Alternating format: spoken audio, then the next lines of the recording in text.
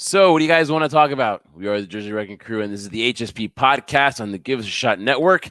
Make sure you give us a like and subscribe, and make sure you hit that notification bell to make sure you don't miss a single minute of a new episode of HSP. We're also available on all podcast platforms, so make sure you listen to the show on all those options like Spotify, iHeart, Apple Podcast. You can catch HSP there. I am Jeff Martin alongside the Trendsetter Brian Berga, and we've got your SummerSlam preview for you guys. Trendsetter, that's it. We're on our way. SummerSlam is just around the corner, and we're going to give you guys a little preview and predictions of the card, shaping up to be a very, very memorable SummerSlam. Oh, definitely very memorable indeed. I feel like it repeats every time we're previewing a show, Jeff. I don't remember the last time I ever got excited for something like this. Granted, it is a little awkward that SummerSlam's happening around this time in August. I'm so used to having it late August, where it's literally towards Labor Day weekend. But right now, to start off the last month of summer, technically, officially, it's exciting, man. With all the storylines going in and working their way towards this event, I can't wait for it to start, man. I can't wait to talk about it. Usually SummerSlam used to be like around like mid-August, like around like my birthday, which is the 15th. So it's kind of now taken earlier in August. So you'll have stuff like now All In and All Out that now take that late August into September. So the biggest party of the summer now is in early August, first week of August. So you're right, man. We're turning the page on July. Hope everyone had a great July. And now we are in my month, August. So I'm excited about that. Not excited about my birthday, though, because, again, I don't want to celebrate that. I want to be another year older, but I digress. We all got to grow old sometimes, Trendsetter. But the card, like you said, it's exciting. There's a lot of great matches, and I'm so jacked and pumped up for Liv Morgan and Rhea Ripley. We had the kickoff show earlier today, actually, and then we got to see, obviously, the Rhea Ripley talk about what she's going to do. Liv Morgan, you've got Liv Morgan breaking the internet once again. My God, did you see what she was wearing? Man, she has embraced this role. She has found herself, and she has become an absolute star.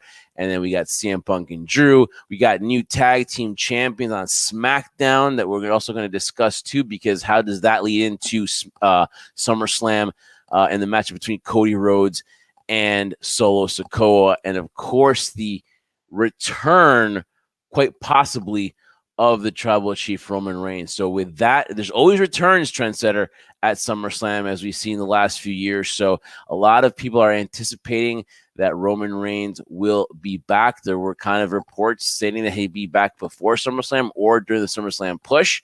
Well, now we're getting to SummerSlam, and a lot of people are thinking now with Bloodline rules that we will see Roman Reigns involved in that match. But so many options on this card to start off with. Let's start off with the women's, the WWE Women's Championship, and that's with Nia Jax and Bayley. Again, a good story being told. Bayley's been champion since WrestleMania. Nia Jax, ever since coming back, has kind of maybe found herself this new lease now on her wrestling career. She's taken the ball. She's rolled with it. She is the queen of the ring. She gets the title shot, and she will get it at SummerSlam. And of course, Tiffany Stratton, there's always that threat, right? Because she was given a brand new Money in the Bank after Bayley destroyed it on a SmackDown earlier. And she promised she's not going to cash it in, but you never know. You can't trust Tiffany Stratton, though, because is it worth losing a friendship or an ally like Nia Jax? We'll see, but the build has been good. I think Bayley has done a good job as the WWE Women's Champion. She's been that champion since WrestleMania. Nia Jax, again, I gave her flowers. She's done a great job here. What to you has enticed you about this feud heading into SummerSlam now, as we're just mere hours away from the show? I think what they've tried to do is they've tried to make it personal between Bayley and Nia Jax. Again, it's not the first time we've seen Nia Jax and Bayley face each other. I think the last one that was really, really good was when they were in NXT. So that was one for the NXT Women's Championship that I slightly remember in terms of being a really good match. It has potential to be that one as well in terms of, do they work well together? I think they do. I think they have a great story. I mean, Nia coming back, you've given her flowers. I'll give her flowers as well. It has, It hasn't been in terms of the victories of having title reigns, but winning the Queen of the Ring, showing this level of dominance that we've seen. We've seen it a little bit here and there in her last run, but it just never was anything that was sustainable, that was believable. To say like this is a woman to look out for, and the losses she has suffered, she's been in a way protected in terms that hasn't really devalued or diminished her character in terms of her legitimacy as being a threat for a women's championship. In this case, the WWE Women's Championship. It's gotten, like I said, it's gotten personal between the two of them, taking jabs at each other. But I think the interesting dynamic here is that yes, Bayley is now a babyface. The crowd's behind her. Nia Jax is a heel. We've seen this before. But the big question mark here is the whole scenario that you mentioned before with Tiffany Stratton. I think this girl has literally, in my opinion, the total package.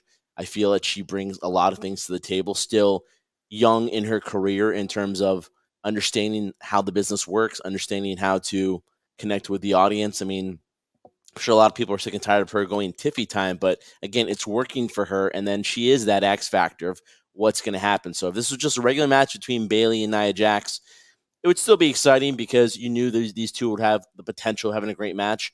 But now putting Tiffany Stratton in there, her wanting to obviously exact some revenge on Bayley and maybe overlooking the fact that she has an alliance with Nia Jax leaves it to be intriguing here. So that's why I'm interested in it. My prediction in this one, though, as much as I do want to see Nia Jax become a champion and actually have a dominant reign, unlike she had before when she was a babyface champion, it really didn't work itself out the way I'm sure they hoped it did. I'm seeing Bayley here retaining her WWE Women's Championship, but still having that ability where there'll be a moment where Tiffany will try to cash it in. It'll be forwarded by Nia, and that will give Bayley the victory. All right, so there you go. You gave us a really in-depth of how this is going to happen too. Yeah, as much as I want to see Nia win it, and obviously there's a good chance and there's a good way to have her win it because I don't think that Bayley would lose anything here, losing the title here, causing maybe some conflict between Tiffany and Nia Jax because since they're a little duo, maybe Tiffany's looking to maybe cash it in because eventually she's going to turn. Eventually she's going to look out for herself, so you could use that. And then where would Bayley go, though? She could probably get a rematch somewhere down the road, or we could see some kind of triple threat. But going back to SummerSlam, as much as I'd love to see Nia come out here, and again, now I'm not rooting for Nia, but again, it'd be nice to see her do this. And Bayley, to me, has been awesome. I like this kind of Bayley, too. She's also shown an aggressive side, too, while being a face. So it hasn't really been that hugging kind of Bayley that you saw the hugger in NXT. And so I think this Bayley's just come together. She's become more well-rounded now, and she's actually, to me, just more secure with her identity and with her as a champion. I think she actually, like, this time, like, she's carrying it, right? She's really carrying the representation for that championship, and she's doing it well. And I think she's gonna retain the title. I really do. So I think I see her retaining that championship. We'll probably see teases here and there of trying to cash it in, and we'll see that friction between Nia and Tiffany. Would it be more ideal that maybe Nia wins and you see that? Who knows? Maybe, right? But I'm gonna go with Bayley retaining the WWE Women's Championship. And again, it's gonna be a really good match. Like you said, the story has been told. It's a good story, so it's personal. Trendsetter, another matchup for the IC title. It's gonna be Sami Zayn and Bron Breakker. Bron had his chance at Money in the Bank, couldn't get the job done. A little surprised, right? At Money in the Bank that Sami Zayn came out victorious. A lot of people thought that this was going to be, Bron's been built up strong, and for him to lose to Sami here was kind of a little bit surprising and maybe would hurt his momentum. It really hasn't. We've got to see more of Bron's side, more aggressive side. That matchup with Ilya Dragunov to become the number one contender last Monday night on Raw was outstanding. Ilya could not finish the match, so that actually built up Bron, and his promos have gotten really good. Right after Raw goes off the air, he has his little promos, and I think he's done a good job. And look, this is the guy, in my opinion, that's a can't miss right now, that they have their eyes set. You've even seen places where they've actually accelerated his push because they didn't think maybe he'd be ready. But the dude's ready. The dude gets better every time. And Sami has been a great champion. Sami has been very entertaining. Maybe I see a future for Sami in the Bloodline angle, maybe towards Survivor Series. But I really think here, and you can agree with me, Trendsetter, that there really is, to me, 99.99% that we're going to see a brand new IC champion, and that is Bron Breakker. I can agree with you. I don't want to agree with you. I I know. really don't. makes for more compelling a show. But I would have to agree here. Again, when you said you're surprised, I was too. I'll admit I was a little surprised where I thought Money in the Bank was going to be a scenario where Braun Breaker became the new Intercontinental Champion. This one, though, is now not surprising because if I look back at our history, Jeff, when Braun Breaker was in NXT, he was really early on going for the NXT Championship, lost to Tommaso Ciampa, then came right back and then defeated him. I think that's going to be his same type of scenario in this situation here, where now he had a taste of that type of next level competition in terms of Sami, that next level of difficulty when you're going on a big stage for a championship as prestigious now. I can't believe I'm saying that again, as prestigious as the Intercontinental Championship. And this scenario on a stage as big as SummerSlam right now, which is probably, if you want to compare, it's probably the equivalent of the summer WrestleMania for the WWE. I think right now is the perfect time to have that happen for Braun. You're right. I mean, in the scenario too, where there was debate or talks between you and I, we would hear it obviously all around the internet, where how is he going to transition? Because it seemed like during his run in NXT, he started to get stale to a certain degree. Like he started trying to figure out where he was going. He was a badass. He lost the title. Then he was a tag team guy with Corbin, which kind of worked itself out. Now back up here, kind of didn't know what was going on. I think they kind of figured it out.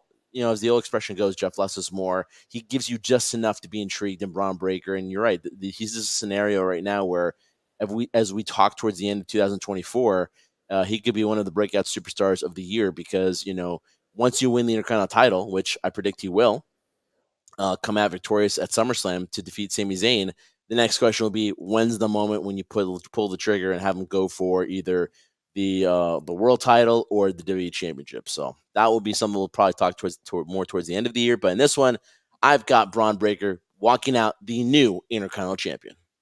And like you said, the acceleration to the process is how long he keeps that IC title. And I can see him holding that for a long time. And then just think about this. Good stories with Sami, Ilya, and then a lot of rosters of mid-card is strong.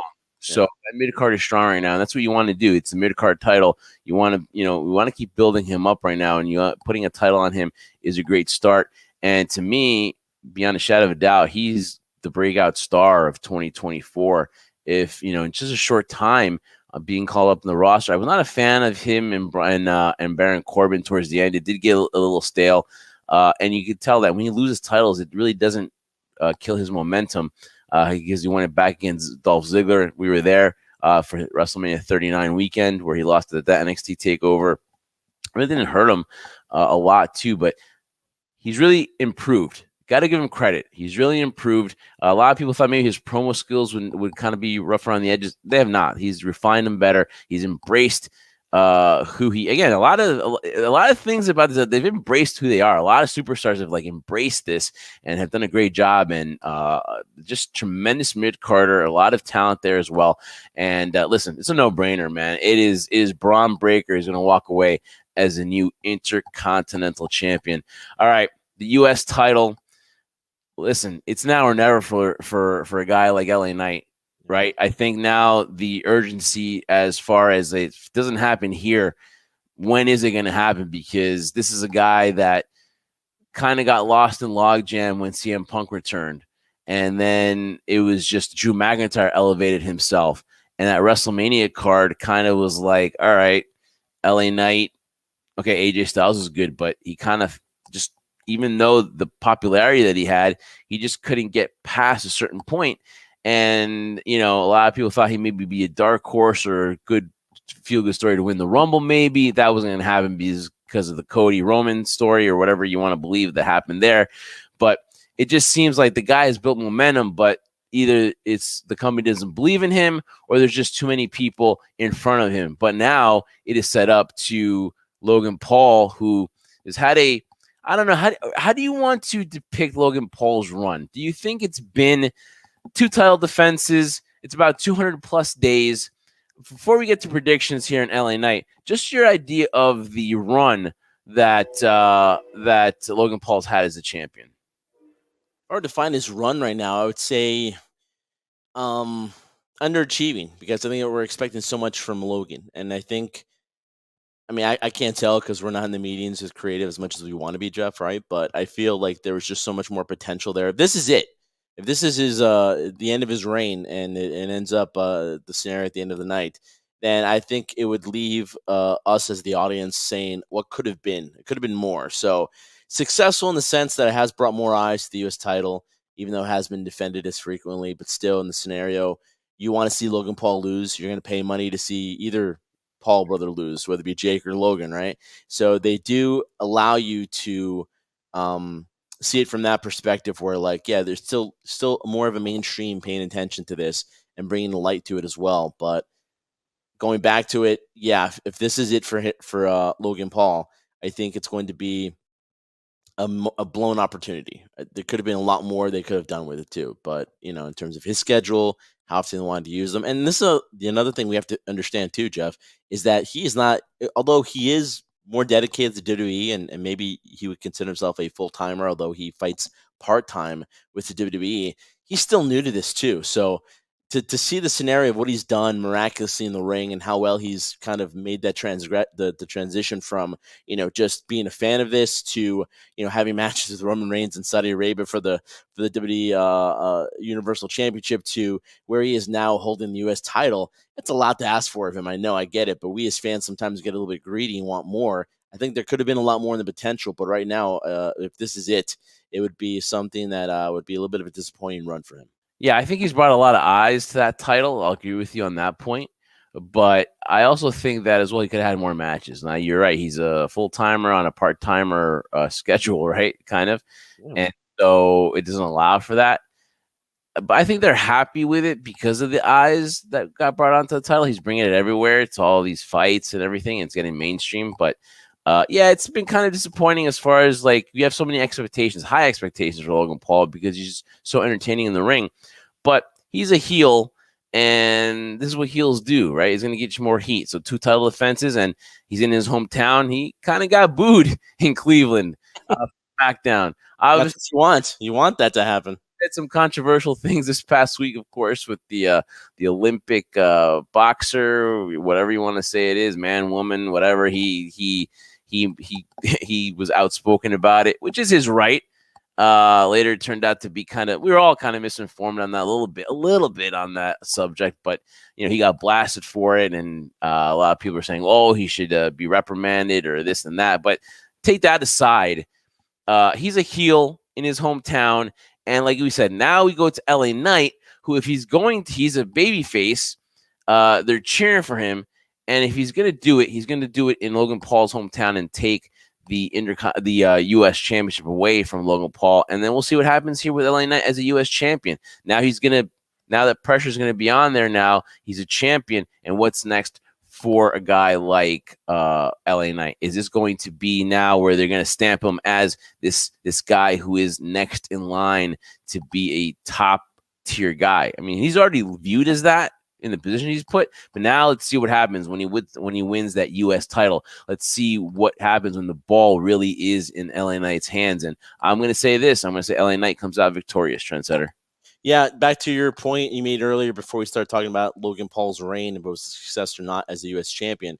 I think in the scenario too, for the fact that LA Knight seems to have been lost in the shuffle a little bit in terms of the momentum he had, and then like you said, you mentioned CM Punk coming back, and a lot of things working against him in that sense. I feel right now is the right time. It's now or never in a scenario because, again, as much as fans love the chase and love to see it, I mean, we've proved that with Cody in terms of the span of 2 years, you can have a chase be successful.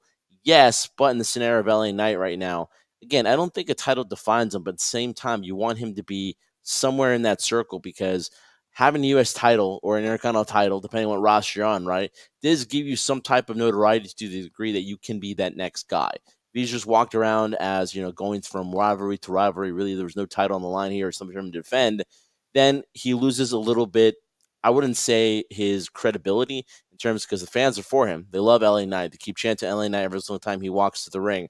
But in terms of trying to make it credible that down the road, depending how long it is, I mean, because again, LA Knight's no spring chicken either, right? He is in his 40s. But at what point, if you do decide to elevate him to a world title, main event caliber type position again, having the U.S. title in his resume is definitely a good omen for him in terms of getting back to that level he wanted to prior to everyone returning, prior to all these crazies to happen prior to WrestleMania. So I got LA Knight coming out victorious in this one. And then with Logan Paul in the scenario, I'm sure this isn't one and done with him. I think that we'll see this again after SummerSlam is over to continue this rivalry to a certain degree. But I think he'll go away for a little bit, come back at a later time that benefits him and benefits the storyline. But again, I have LA Knight walking out of SummerSlam, the new United States champion. Now, what you said was like this. If this is the end, you said, just to clarify, you said this is the end a few minutes ago on Logan Paul. You're talking about the title run. This is not the title end. Reign. The title reign. This is the end of his title reign for now. Then it would be disappointing. WWE. So, yeah. So that's not what he was referring to. This was the end of this title run. And you're right. He'll go away, and then he'll come back, and then we'll put another feud. So, as far as the successfulness of this title run for Logan Paul, I guess it is your own opinion. It's the eye of the beholder. I'm going to say it was successful because the mainstreamness that it did. I don't know if I made up that word mainstreamness, but the mainstream that he brought up to that makes sense. Makes sense. So I think that for that reason only, I think that's why it was successful. And now they're going to have a guy that's going to be there and defend it on SmackDown constantly. Jeff, let me just ask you this real quick too. When we talk about, and we've broken down what we think is going to happen with the Intercontinental Championship, what's happening with the U.S. title, right? Do you think right now, as we're talking right now, approaching SummerSlam, that these titles have now been elevated to the degree where they once were, or there's still work to be done? I think that the IC title has been. Look at the champions here. You're going to have Gunther, who had a great title reign, and then we were all kind of wondering if Sami's going to be the same way. Yeah, he's had a great title run. He's elevated that with Gable and the matches he's had. He's been a fighting champion. And then now you're going to put it in the next guy, the next up-and-coming guy in Bron Breakker. And he showed that he can go in that ring. He's going to have tremendous matches. Like, I can't wait till it's him and Dragunov again for a title. And it's going to be great back and forth. I mean, these guys are already having stellar matches. And right now we've seen like 3 times of them in the ring. I want to see more. So I think that, yes, the IC title has been elevated once again. I think it's in that category. I think Triple H has done a great job with that. The U.S. title, I think it still needs a little bit more work, but I think putting it on Logan Paul, it's got the notoriety. So it's become elevated in that aspect. But I think there needs to be more wrestling with that title. And I think that was a negative with Logan Paul, but I think now with LA Knight now, which we predict that he becomes the champion at SummerSlam, I think we're going to see now that title more defended, though. So it's got the prestige mainstream. Now it just needs the in-ring credibility. So, yeah, but if right now, though, I will say this, both those titles are better off than they were maybe a year and a half ago, years ago. Depending on where Gunther's reign started, this is definitely the best they've both been positioned at in a long time. You would agree so, right?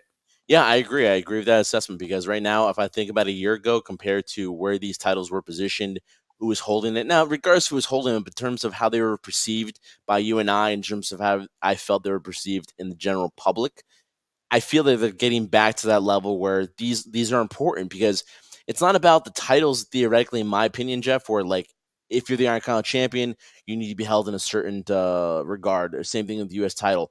But I think these are important launching pads for that next breakout star. We talked about Bron Breakker. We looked at the scenario with LA Knight in terms of where he wants to continually hold of his position as a possible main event caliber performer. When you have scenarios like this and the titles are elevated to the point where the perception is, and the classic thing you and I always talk about, perception is reality, right? If you can perceive these titles to give it the importance that you and I once recognized them to be for both the U.S. title and the Intercontinental title, it's like this could be the next person that's going to be there because we know whoever's on top eventually is going to come down, and you're always looking for the next person. So to me, they're in a better place than they were a year, 2, 3 years ago. Most definitely. That IC title and US title are in a much better place. All right. Trendsetter, now we're getting here to one that I'm looking forward to because the story is just so freaking awesome. We love soap operas. We love drama.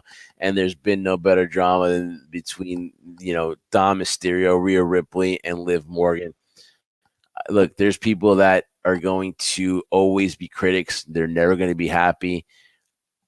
I get maybe sometimes Liv Morgan's not your cup of tea because maybe in the ring work, you're still holding her to to have a little bit better standard, or whether you're just not a fan of the laugh or the way she acts. Listen, man, whatever you want to say, but you cannot take anything away from what she's done. I mean, yes, maybe I'll be blinded by the booty jean shorts, and yes, maybe I'm blinded by what she was wearing today. Good Lord, that see-through. Oh, man, black outfit. Good Lord. Yes, maybe I'm blinded by lust. Maybe I'm just a buck guy, right? And I'm just blinded by, her booty. But, I mean, give her flowers, dude. She is just, to me, she's knocked out of the park. She's found herself, and now I have no credibility, I guess, because maybe I am blinded, but she has, to me, given herself so much. It's been kind of a reinvention of herself, man. She's found this thing. She's taken the ball. She's rolled with it. She's been tremendous in just her interactions with Dom Mysterio. Her last promos that she had with Rhea, after Dominic basically said, "I hate you."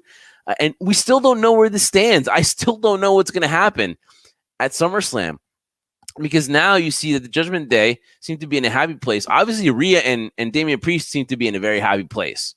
Dom maybe he's happy too, because maybe he's got Rhea fooled. Maybe he's got Rhea fooled, or maybe they're back together and he's happy with the way things are. But I just still don't know where this is going to lie. I know something's going to happen. I know, and with Finn's interaction, the way he's been acting lately, you can tell that he's miffed that the Judgment Day doesn't revolve around him. You can tell now that that this Damien Priest leadership thing, he's not taking it well. You just don't know what's going to happen, right? And I think that's great. So I'm going to give Liv her flowers. I'm going to give Rhea her flowers, because she's done a tremendous job. Dominic Mysterio. Hey, I'm going to tell you this right now. I agree with Cody. The guy is a future champion. I don't know if they would ever want to turn him a babyface, but eventually he'll be a babyface. But I just think so highly of everyone here. And it's going to be sad to me, because I like the interaction with the Judgment Day. I love the whole Carlito. That's what I think about when they break up. I think of Carlito. Like, what's going to happen to Carlito, right? It has been so enjoyable just to watch this and laugh about the skits and everything. It's been so good. I'm going to miss this. But Trendsetter, I don't know what's going to happen. I think Liv is going to walk away as the winner here. And it just, to me, makes sense. I know everyone thinks that Rhea is going to come back. She never lost the title to begin with, right? And she's this unstoppable force. But I think Liv Morgan's going to walk away with the champion. And I think Finn Balor, I think we're going to see the breakup of the Judgment Day. I think Finn Balor is going to show his colors. And I cannot wait for this one. This has got me so interested, man. I really cannot wait to see this matchup. But I'm going to go with Liv. But you can go on so many angles with this, Trendsetter, like why this is so good, and give everyone their flowers. Where do you stand with this? Do you know what's going to happen? Or are you still wondering, like, I have no freaking clue? Because I don't.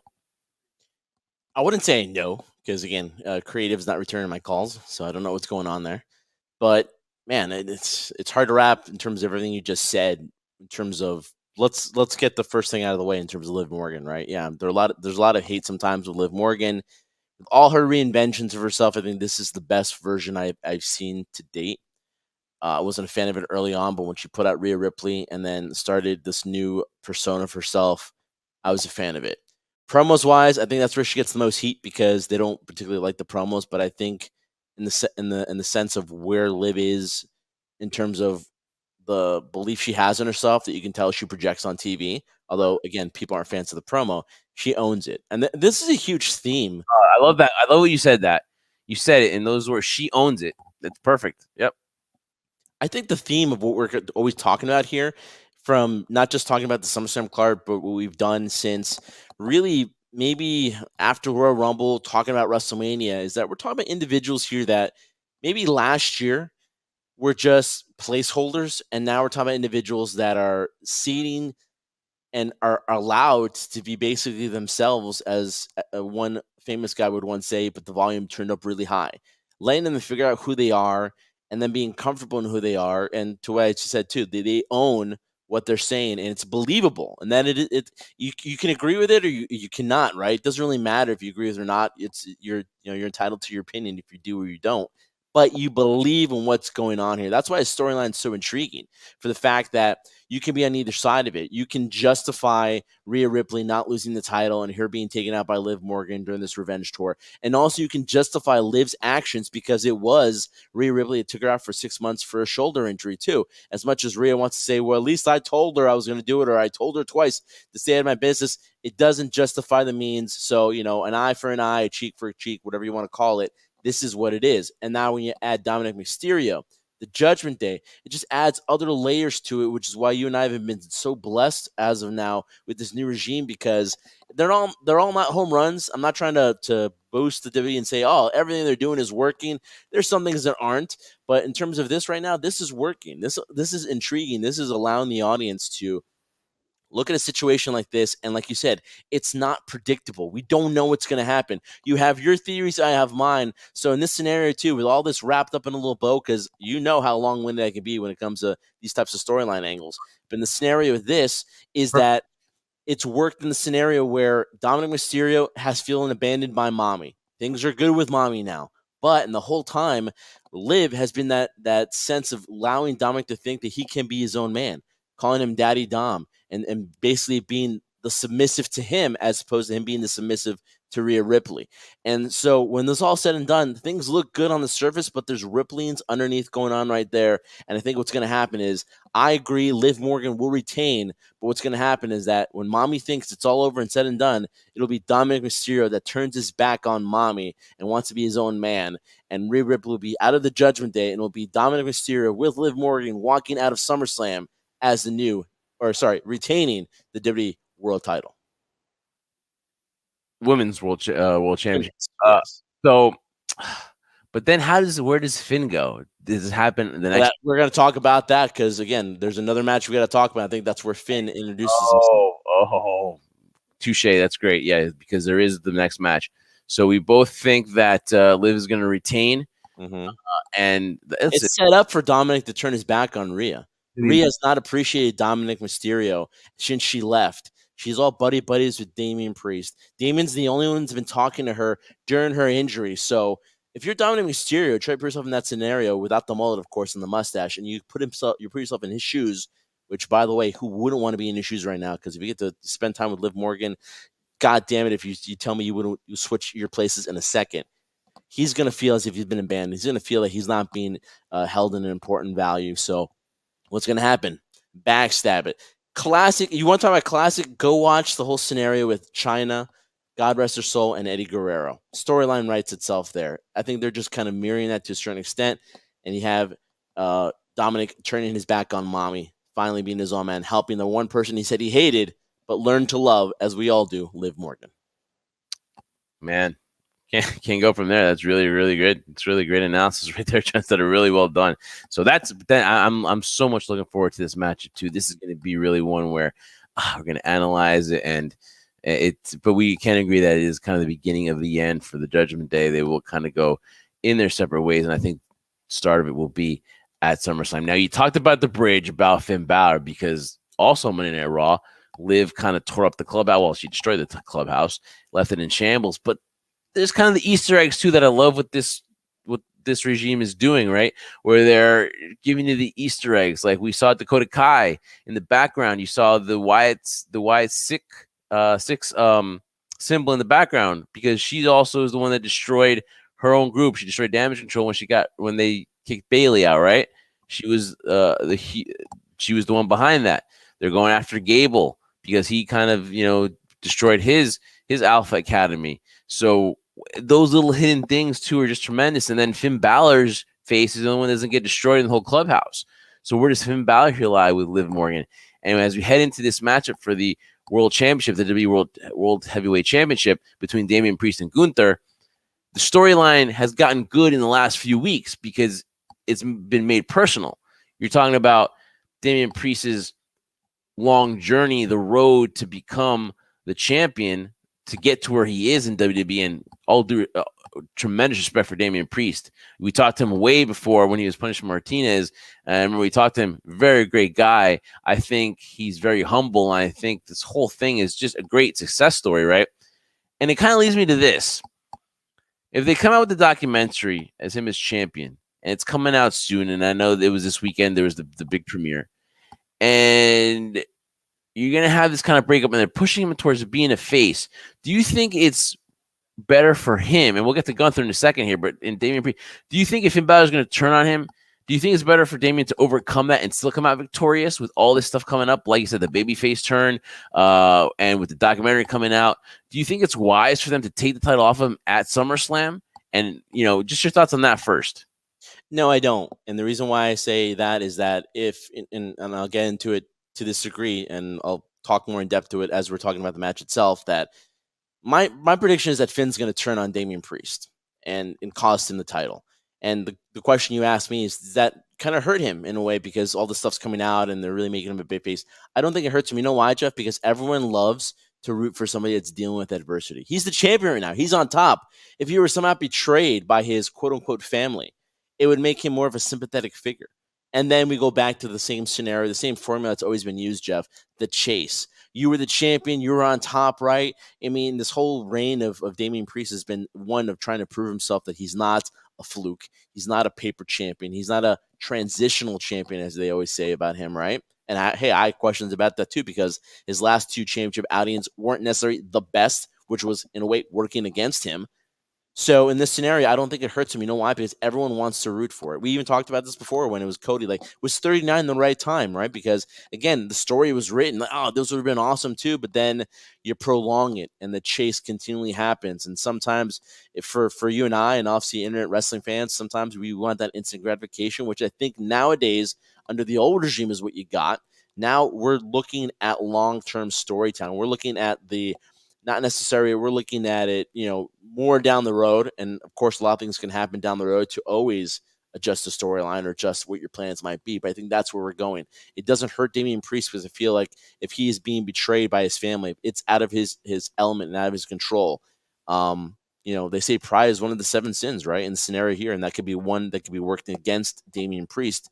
And people will be sympathetic behind that and want him to regain that title and will be more behind him as a babyface. So I don't think it hurts him.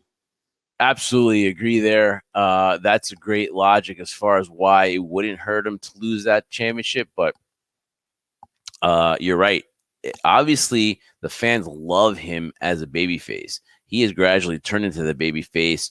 He's obviously has that babyface look, and he's easy to root for. So when you bring out his story, I don't think the championship is at this point going to be a bigger story than just the part of rooting him for how much he's accomplished and how far he's gotten to. You were talking about LA Knights for his age, punishments on that either late side of 30 or 40 or early 40s. So he kind of was a late bloomer and got into this business. But again, his persistence, his drive got him to where he is. And I think that you said the chase is going to be very important. And I think as he chases Gunther, or if he does take a step back, because most likely his next role will be taking revenge on Finn Balor or whoever has betrayed him. So he might take a step back in the championship chase, but it's going to be better in the long run because it's going to build him up to be that babyface champion. So obviously, a great point there. And with that, we get to Gunther, who, I have even seen him wrestle in the last. Well, we have, but it's been few and far between. I like the build up. I like the last few weeks has been great because we got the contact, we've got the physicality, and now it's made it clear that Gunther is that really just this amazing heel, and Damien has become definitely the babyface now. But I think Gunther now, with that sales pitch you just gave me, Trendsetter, I think Gunther becomes the new WWE World Heavyweight Champion. And I agree, man. You really, your sales pitch that you just gave us here and why it wouldn't hurt Damien Priest really kind of turned me to saying that Gunther is going to be your new world champion. Yeah, now if I could only sell a car in the house, that'd be great. I'd be in a great position right now, right? But yeah, that's hard to do, especially in this day and age, in this economy, in this market. But in terms of the market of pro wrestling, though, I think it's very high. It's sell, sell, sell. We're selling these storylines to us, and that's why we're enjoying it, because it's not as predictable. I think that's where it sells you and I as an audience, where, you never know what's going to happen. It's that unpredictability. It's I'm gonna butcher it, Jeff, but what Eric Bischoff said, Sarsna was the word, right? Yeah, that exactly, in terms of that formula, because it just creates the anticipation of you not knowing what's going to happen. If you enjoy the amusement parks, you enjoy a great movie, it's knowing that, yes, you might know what's going to happen, You might think the hero comes out victorious, but there's the possibility that it doesn't happen. In terms of Gunther, though, Jeff, what better way in terms of establishing a heel champion would be Gunther? I mean, we saw the dominance he had with the Intercontinental title, right? Now we see the scenario where he's groomed. We look at Damien Priest's story. What's more relatable? People who have struggled, people who have dealt with adversity to get to where they want to be, or people who have been groomed, have been getting everything they want in the position. It's easy to dislike Gunther in that respect in terms of that character, because you're like, I can't relate to this guy. Everything has been spoon fed to him. But with that being said, he's shown his dominance, that not only can he say these things that he says, calling Damien Priest, street trash, but again, he can back it up too. So I see it from Gunther's perspective as well. And that's the cool thing about a heel as well, even when you despise like a Gunther, because you can see it from his perspective as well. He wants to bring honor, prestige, things that we talked about when it came to the U.S. title, the Intercontinental title, to a championship like the world title, which, now that we can go back looking at it, we're talking about giving flowers, right? I give my flowers over to Seth Rollins too, and everything he did to kind of re-elevate that title, because it's been a long time since we saw the world title on WTV. And Seth Rollins had brought it up to a certain degree now, to a certain level where you saw Drew McIntyre for 5 minutes with it, and now Damien Priest help elevate guys to that next level. When the scenario with Gunther coming out victorious, we talked about the chase and how cool it is and how great it is for a babyface to have the crowd behind you during that chase. But also, what's a cool thing too, to go after this guy that you so badly want to lose, that you're going to pay money for to see lose. But at the same time, you're still going to be entertained, because as much as you despise this guy, he's still going to be a dominant champion.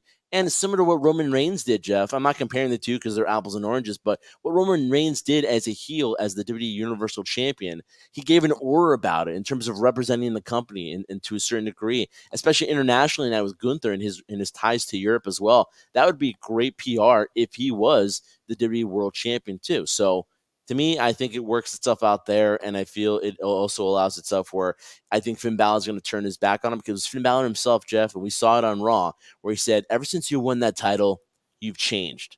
And maybe that changes too. Maybe success changes a man too. Maybe it comes to the point where Damien, who's so reliant on the Judgment Day to help get him through these difficult times, now has a sense of certain arrogance behind it. So I could see Finn's side. I see Finn being the odd man out in terms of helping bridge this gap when Adam Copeland Edge left the Judgment Day, was kicked out, and Finn Balor was that unification of it. Now Rhea has kind of become her own, doesn't want to listen to Judgment Day. She wants to give orders. So does Damien Priest. They don't appreciate the legend of Finn Balor in terms of, even Gunther said it too, right?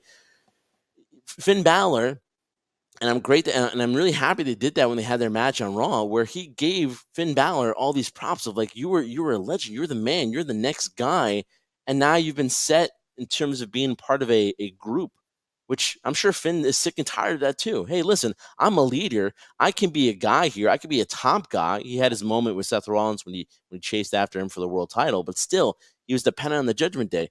Damien Priest has shown no appreciation for him. Neither has Rhea Ripley. I mean, he got them to this position where they were below mid-carders or mid-carders to where they are superstars now.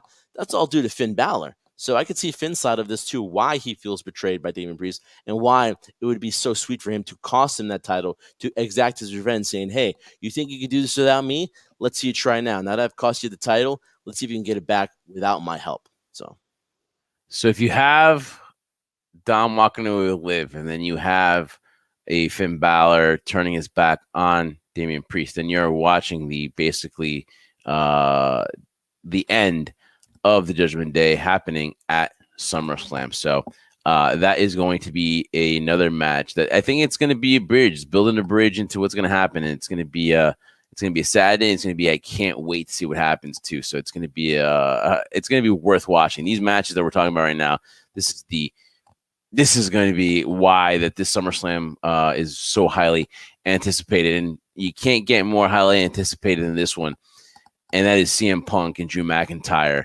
They had their face-off again the last couple of weeks. There's been that talk, the critique that, listen, Adam Pearce is no dumb guy. Even if they have interaction, he would not cancel this money match at SummerSlam, but yet that is the storyline, that if they touch or they do something like that where they come to blows, that the match is canceled. It's kind of hard to believe that, and it's kind of taking a little bit of the luster away from it, because there was a point where this thing was like the thing.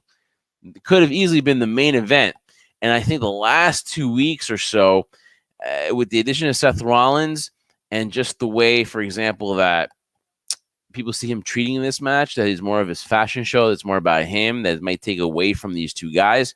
I would have loved this match to be one-on-one. I would have loved it to, I know CM Punk, it probably wouldn't be ideal to have like a no DQ, no disqualification, like that kind of street fight or something like that. But this had the makings of a street fight.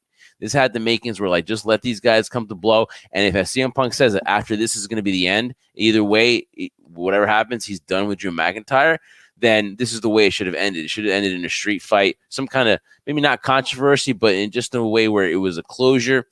This has all the makings also, to Trendsetter, of Shawn Michaels, Bret Hart, and Undertaker. Oh, yeah.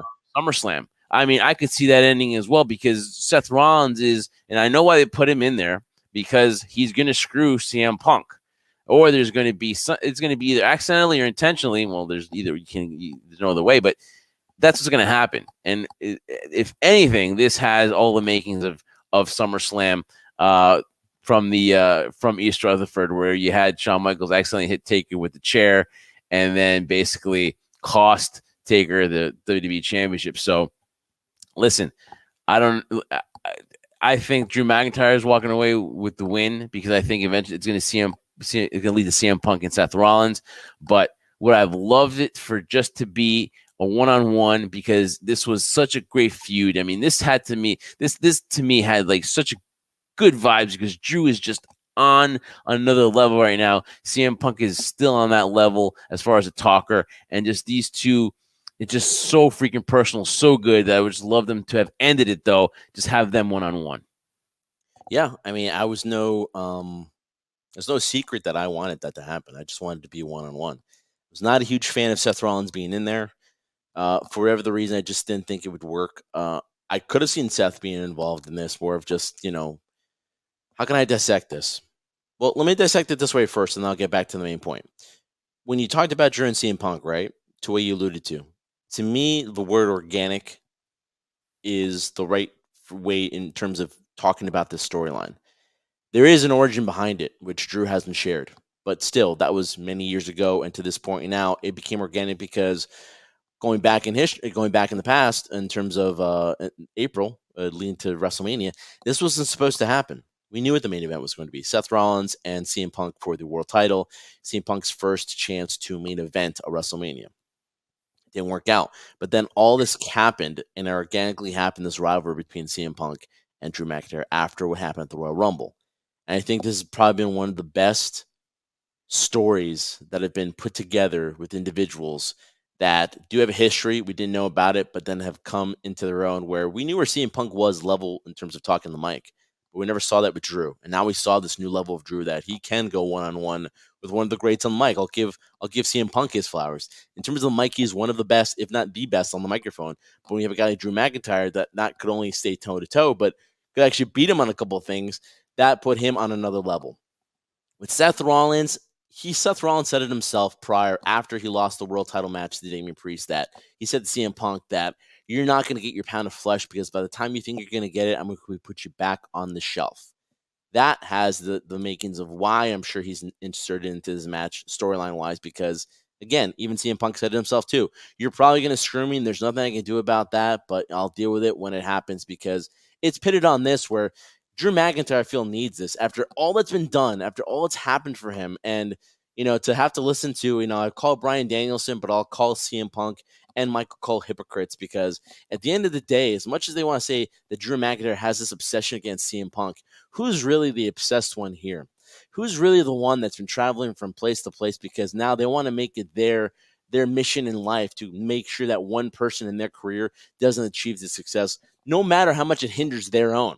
That's, to me, the definition of obsession when you really think about it, because Drew has moved on past CM Punk. He's been going for world titles, but it's been CM Punk that's been costing him that. So when you go up to this main event, I think it only benefits Drew. It doesn't hurt CM Punk, because if Seth Rollins costs him the match, we know what we're going to get, what we've always wanted to see, which was these two individuals facing the ring.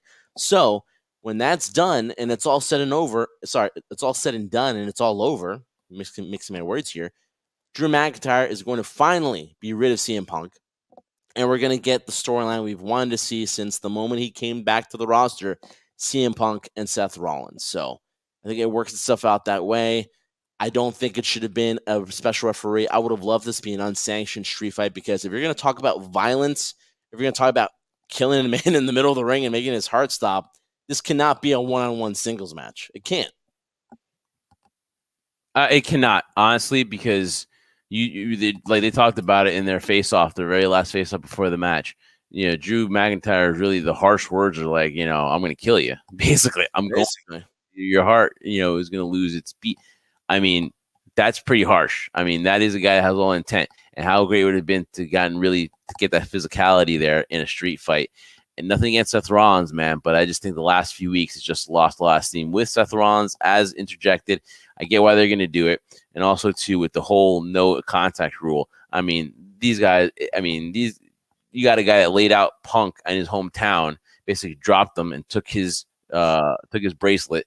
And then you have another thing, too, where he's cost them all these championships. And you're telling me that they're going to listen. And you have Drew, who's knocking out authority left and right, knocking referees. And now when he has the guy right in front of him, he's not going to go for it. I guess, Drew's saying like, oh, I can wait one more day till SummerSlam. Whatever. I get that. But in reality, these guys should have come to blows. There should have been some security somewhere there to make sure that they don't touch each other, whatever like that. But just them being so much together and know how physical it is, there's no way you can tell me that there really wouldn't be a case where they would just go to blows. So I'm still looking forward to it.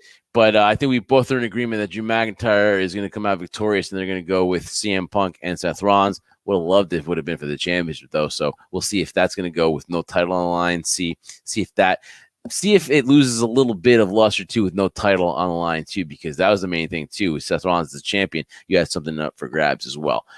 So again, that's going to be another good match too. That's why a lot of people were saying it should main event, but now they're taking a little step back here in the feud. It's kind of lost a little bit of its luster. Now I know definitely why this is going to be the main event. And here you go, Trendsetter. Fork and knife.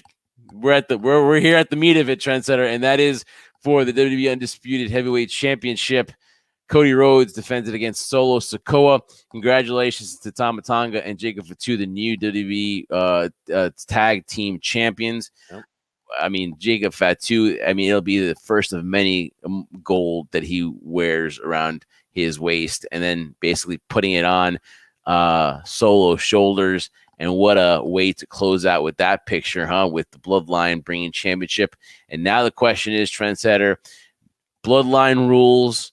Cody Rhodes agreed to it. We just talked about babyfaces making some stupid choices. Obviously, now we know there's going to be interference. Listen, the last time there was Bloodline rules, it was probably the most memorable match in WrestleMania history. And now we have Bloodline rules. The Rock's wrapped up his movies. Roman Reigns is waiting in the wings. Zilla Fatu is posting pictures that he's in Cleveland. What is going to happen here at SummerSlam? Wow, this is gonna be amazing. I'm gonna listen. Let's start off here with predictions, and I'll let you do it because you heard enough out of me. You've had to come on after me. I'm gonna let you take this one here. The one that has plenty of meat on it. The plenty of meat on this one. I'm gonna say that Cody Rhodes retains it, but what happens after that, Trendsetter? Be my guest. Wow, how to dive and dissect this. This is, oh man, it has so many layers to it. Talking about what we just previously talked about, a potential main event that lost a little momentum going into it, which is CM Punk and Drew McIntyre. And now we're talking about a scenario where you have the WWE Championship on the line and a rivalry that in the last 2 weeks has picked up a lot of momentum. So many things involved in this that make it intriguing that could possibly happen, right? So let's dive into it. Let's try to go in order here, and I'll try not to kill myself in terms of forgetting where I'm going, because, again, there's so many directions you can go in this, which is, again, one of the main basis of this, what we talked about in the beginning of the show. That's what is so cool about this. There is no right or wrong. You can go in so many directions. So what I think is going to happen is this, right? So now with the Bloodline rules, can lightning strike the same place twice, Jeff? I don't know. Is he playing with fire? Is pride now gotten the better of a guy like Cody Rhodes, who I love and admire so much, but sometimes Pride makes you make some stupid decisions, and I think this is a stupid decision on his part too. He has nothing to prove to do this. It should be a one-on-one match, but now you have bloodline rules. It makes it now the scenario where we've been talking about. Rumors are going now circulating. Roman Reigns, they want to have him back before SummerSlam. The time is now. It's been 100 and so what days, maybe 125, 130 days since he's been on TV, since he's competed since WrestleMania after losing the title. Solo has literally blasted Roman Reigns publicly, calling himself the new tribal chief. We have a new bloodline forming, Jeff, which is still, in my opinion, in the early stages of developing the dominance they're supposed to exemplify if they're going to compete with the original version of what the bloodline was and what they've done and their track record, right? And now you have a scenario with Cody where I feel Wiseman's been taken out. The wise man has been taken out. The wise man has been taken out. The inmates are running the assignment in the bloodline. And this is a vicious, no rules in this bloodline. No honor, no nothing, right? And the guy like Cody Rhodes now that has pitted himself in the worst position you could ever think about pitting yourself in. He's got no allegiances. Kevin Owens is out. His best friend, his mentor, his father figure, Randy Orton, is out. Could there be some resentment there by Randy Orton? Could he be a little upset there? We'll talk about that later in another time, right? Who knows? Maybe that can happen at SummerSlam. Maybe Randy Orton makes a return, but who's he going to protect? Who's he going after? Solo? The Bloodline? Cody? Who knows? But the main point people want to talk about is what's going to happen here. I feel Cody Rhodes is going to come out victorious in this. I still do. But I talked about this with you off air. And I said, if you're trying to create this story with having the Bloodline really be the main focus of trying to create this dominance, you just saw it in Tama Tonga and Jacob Fatu become the new WWE Tag Team Champions. Could you imagine if they had the WWE Championship in their control again? Wow. Now you're creating the scenario where you have to take this bloodline seriously. Not that they haven't before, but again, we're still waiting for this dominance to happen. Could that happen? It could. Would I be happy with it? Probably not, but it would make sense storyline-wise if he did it. But I think Cody's going to be victorious. And everyone's talking about Roman Reigns. He's going to come back. Are we going to hear that music when it's all over, even during the match? Is he going to cost Solo the championship? Because Solo blasted him out and says that if you want this tribal chief, you want this head of the table, take it from me. Do we see that babyface Roman that we've been anticipating it's going to happen after WrestleMania? I don't think we do. And this is the reason why. Because I feel like I said before, you still have to establish this bloodline.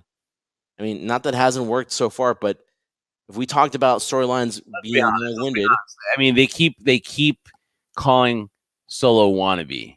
I mean, you even saw they were the Temu bloodline. So there are people that are not still taking this seriously. So you're right on that point. I think they need that championship. Really, I think they really need that championship. So obviously, your point is right. They're still not taking the majority of people are still not taking this bloodline seriously. They're not. And so if Cody comes out victorious, I feel it's going to be something that we've been looking forward to. You just said it himself. He wrapped up all his movies. He's wrapped up his obligations. We heard before, the final boss, I feel, will make his return at SummerSlam. Does he align himself with Solo Sikoa? I don't know. I think there's more of a personal thing between him and Cody Rhodes, which could lead to, who knows? I think it's leading up to WrestleMania. Some people think it might be Roman and The Rock, but I think we see the final boss return, not Roman Reigns. So that'll be the swerve. That'll be the thing where everyone wants Roman Reigns to be there. They're not going to give it to you. They're going to give you The Rock. What side is he on? Which allegiance is he on? Is he just going for Cody? Is he aligning himself with Solo? Is he still loyal to the original tribal chief, Roman Reigns? I think that's how we're going to end WrestleMania. Summer. Well, this is the WrestleMania of summer, right? SummerSlam. Cody Rhodes coming out victorious, and then we have the square off between The Rock and Cody Rhodes. That is definitely we'll see if the fans. I mean, how can you be disappointed if you get The Rock, right? I mean, you're in the final boss, so that's a great point. My point to you is this: is that I think what they've done to themselves here is, I don't know if it's a huge thing or not, but obviously I'm looking at this. I think that the win-loss record really killed Solo Sikoa. As far as like after defeating John Cena, I mean, it was like a 2-34 or something like that. They did not do themselves any favors with the booking of Solo Sikoa, because I don't know whether it's neglect or something like that, or they just didn't think about it. How could you have him lose all these matches? How could you not have him be a viable guy in that faction? How come they won tag team titles and Solo couldn't win a U.S. championship, right? Like, to me, I think that while this is great and he is where he's at, this is the point where he's got to get a victory somehow, whether it's disqualification or whether he wins this one. Well, now they can't be disqualification now, but like there has to be most likely a title change, right? I don't know how a loss here would help Solo become a viable leader. He'll still be that wannabe that couldn't get the job done. A wannabe that's the leader of this bloodline faction 2.0 that's like 3-37 or something like that with this crazy below 500 record. We know wins and losses don't mean anything, but people remember these losses because you're held in the esteem of you want to be equivalent to Roman Reigns. Roman Reigns ain't losing about 3 years. Probably had the greatest title reign, and you're 2-40. You're 3-37. That to me is where they did themselves a huge disservice in the booking of Solo Sikoa before they did this turn. I don't understand why. I wish someone would explain that to me because it doesn't make any sense. Kind of also killed like what it means to beat a John Cena, right? Because it should mean a lot. And I don't know. To me, that's to me what really kills the whole storyline because a guy like Solo Sikoa should already have that validation, and he's waiting for that validation. And the only thing that's going to do it, Trendsetter, is to win that championship on Saturday night. How does that work? I'm going to go with Cody as well, and I'm pretty sure we're going to have The Rock. I think Roman Reigns is coming back. I think Roman Reigns is going to cost Solo Sikoa the championship, and then you're going to have that stare down between Cody and Roman. Like, did Roman just help Cody?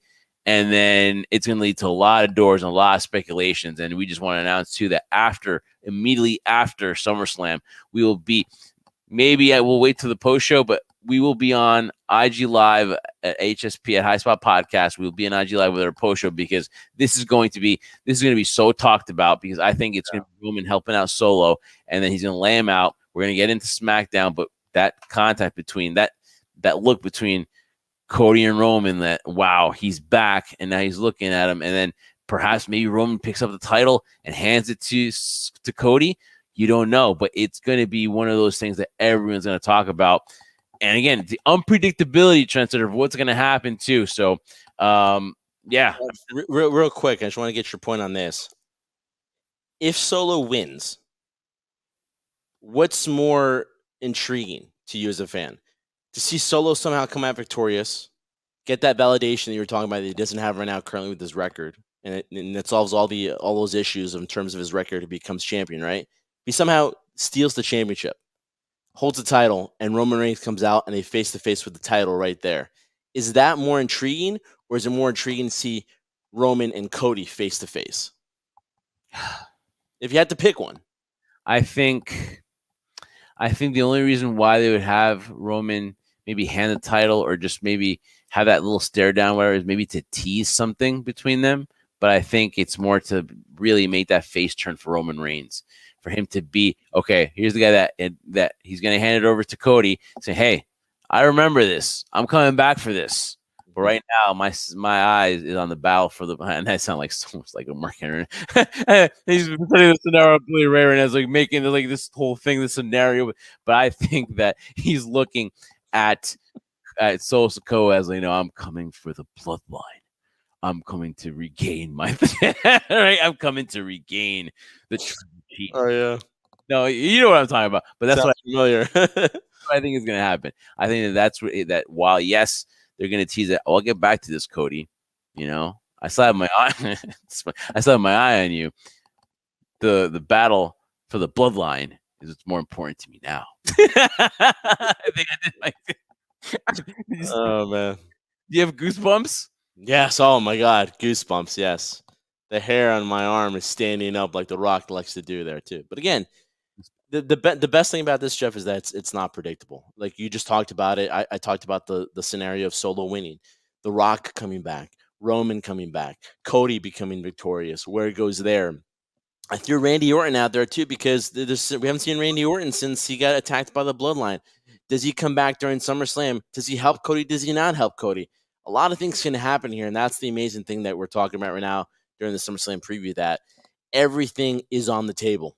Everything is a possibility, and that's the best part of it too, where it doesn't become predictable, and no matter what direction you go, after what I just said, what you just said, you can think that, hey, it could go that way.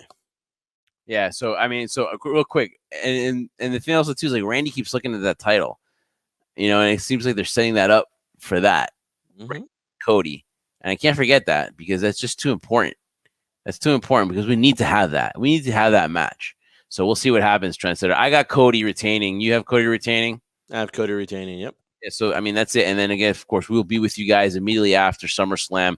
Again, so a lot of stuff has happened. The Bloodline, Tama Jacob Fatu, new tag team champions. Obviously, Bron Breakker becomes the number one contender. He'll have his match against Sami, and we think he's going to become the new IC champion.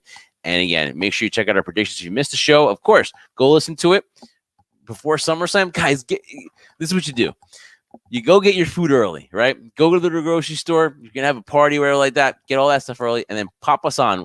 Put us on audio. Listen to us on Apple Podcasts, on iHeartRadio, on Spotify.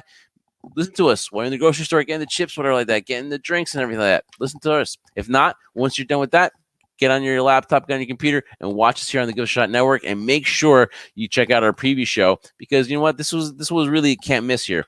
And also once you do that, make sure you check us on IG Live for our post show about this SummerSlam because this is going to be talked about, man. I'm excited about it, Trendsetter. You've been watching us on the Give Us a Shot Network here. Like and subscribe to us. Make sure you follow Give Us a Shot Network as well on YouTube.